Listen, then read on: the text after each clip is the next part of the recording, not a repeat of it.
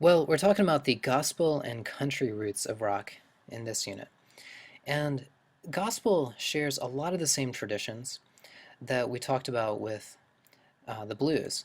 So, a lot of the West African um, work songs and field hollers, things you learned about in the last chapter, a lot of those share the same kind of cadences and rhythmic structure and chord structure as you find in the blues.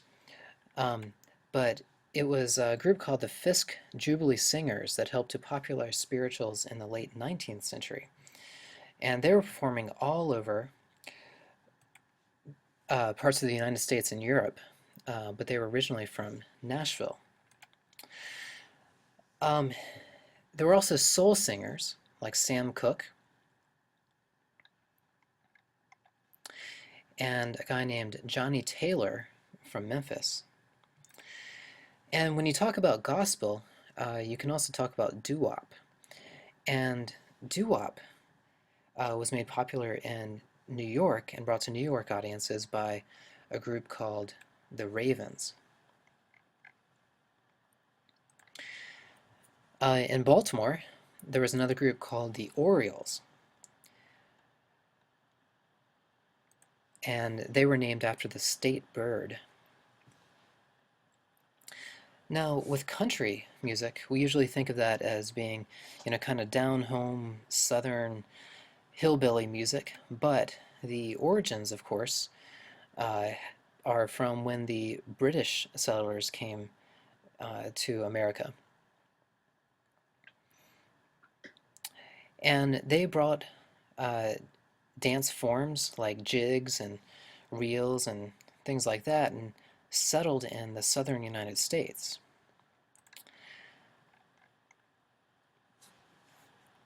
And we actually do call the earliest forms of country music hillbilly music.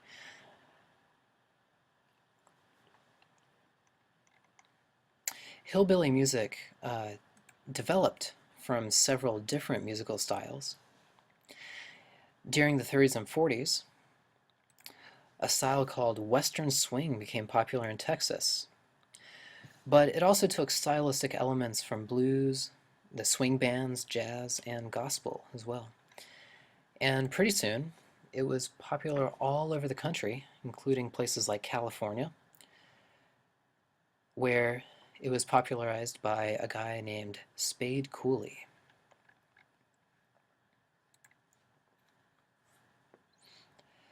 Now, bluegrass was a style of hillbilly music that grew out of the music played by string bands that performed at barn dances. And it's usually quite fast music, and traditionally kind of acoustic.